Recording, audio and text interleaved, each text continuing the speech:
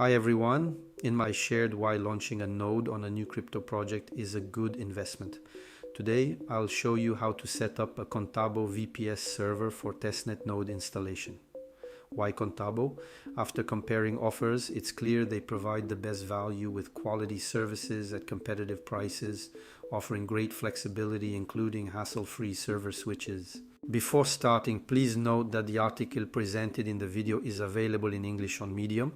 You will find the link in the description. Getting started with Contabo VPS is straightforward.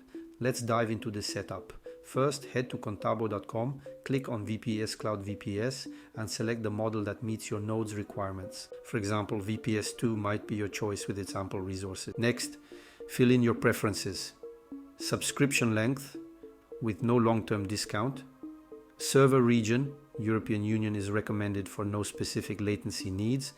And storage options, SSD is sufficient for nodes. Choose the Ubuntu 22.04 image with Docker pre-installed to save setup time.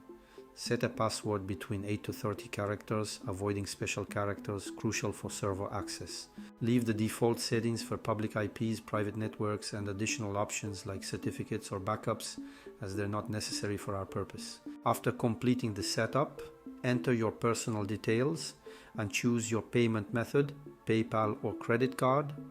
Once payment is confirmed, you'll receive emails from Contabo including server login details. Connecting to your server is easy with PuTTY for Windows users.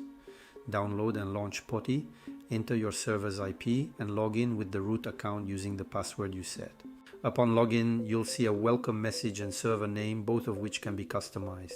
I recommend updating your system and securing it with strong passwords or SSH keys. Regularly update your OS and configure the firewall to allow only necessary traffic for your nodes. This helps maintain security and optimal node operation. I hope this tutorial was helpful. If you have questions or comments, feel free to share them below. Stay tuned for more tutorials on nodes. See you soon.